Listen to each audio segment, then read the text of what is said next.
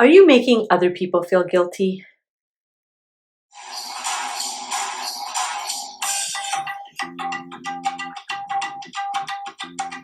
Hi there, and welcome back to Ask Dr. Saira, the show where I answer your questions about mental health, personal growth, and relationships. Today's question comes from Zaver. Zaver says, my wife is always complaining that I'm making her feel guilty, but I don't know what I'm doing wrong. Help. My wife is always complaining that I'm making her feel guilty, but I don't know what I'm doing wrong. Help. Can you relate? Can you relate? Somebody's like, oh, you're making me feel bad. And you're like, well, what have I done? And how do I fix it? So the first response I would have to this is just a reminder that nobody can make anybody feel anything. Okay? You can have behaviors, and then those behaviors can be triggering for your wife, but you can't make her feel something.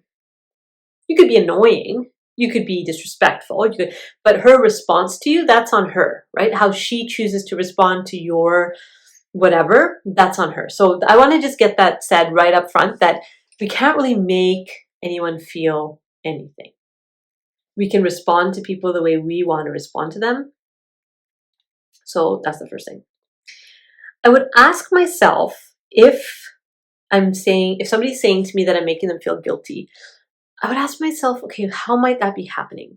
So one example I can think of, and I just think about it, in my own marriage, where I've said to my husband, oh, I'm going to take a break and watch a movie. And he might say, oh, don't you have like more work to do? Now, he's just asking me a question for information. But what I hear is, how can you take a break when you have work to do? Right? He's just trying to be helpful and say, oh, by the way, maybe you forgot about this. But what I'm hearing is, you don't deserve to take a break because you haven't done your work yet. And so then the guilt can start, right? So just maybe notice, are you asking some questions for clarification? And is that then getting misinterpreted as some sort of an opinion by your partner? So that could be happening. Because some of us have this thing that if I'm questioned, that this other person's not supporting me. Right? So, you know your partner best, and so you can kind of check that out. But, when I ask you, you might ask your partner, like, when I ask you questions about stuff, do you feel like I'm challenging you or like not really supporting you? And they'll tell you, or they won't. But hopefully they will. Hopefully you can have an honest conversation and say, like, I don't mean to do that. I'm just trying to look for information. We actually had this conversation, my husband and I, just a couple of mornings ago when we were going for our morning walk, where I wanted to start this endeavor. And he said to me, well, have you thought about these 3 things? And I took that as he's not being supportive of me. And he's like, no, I just was asking you, did you think about these 3 things? You could have said yes or no, and we would have moved from there. But I made an assumption about what those questions meant. So check that out with your partner. Are they interpreting your questions to you being unsupportive? So no one can make you do anything. Sometimes questions feel a bit unsupportive to some people.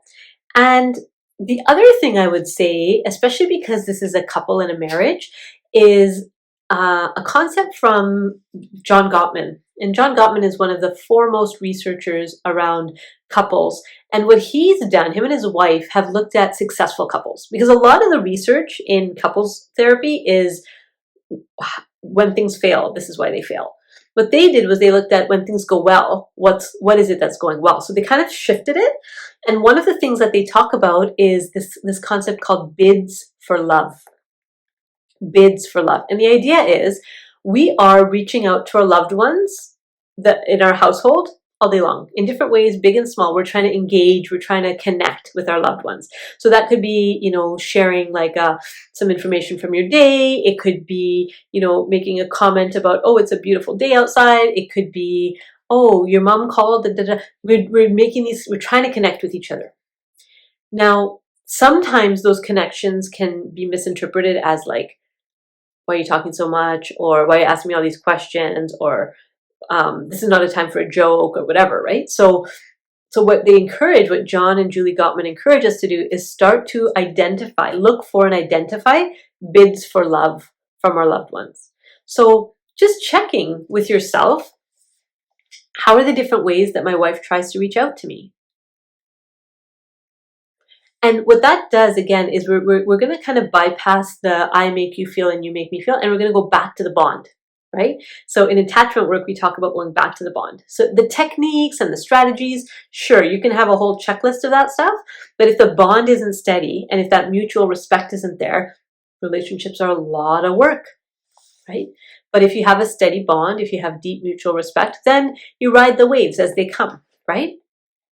So yeah, just asking yourself, am I noticing her bids for love? And am I making clear bids for love towards her as well?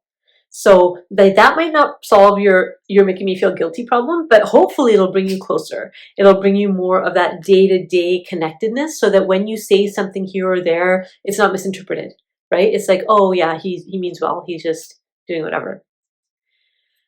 The last thing I would say, so no one can make you do anything. Sometimes questions are interpreted as unsupportive. What are the bids for love that are happening both ways? The last thing I would say is if guilt is in your environment, it's also inside of you. Okay, so if somebody in your environment is dealing with a particular emotion like anger, guilt, worry and stress, burnout, like whatever the people, the closest ones to you are experiencing something, it's always an interesting idea to look internally and say, how am I doing in that area? How am I doing with guilt? What's my relationship like to guilt? What's my relationship like to anger, right? How do I do when I'm under stress and worried? And the purpose for that is actually to use our life situations as teachers and use the kind of the fodder and the information around us to teach us something about ourselves. So you might want to ask yourself, where is guilt coming up for you? And right now it's easier to say, oh, she's doing this thing about guilt, but there may be something to heal in yourself as well.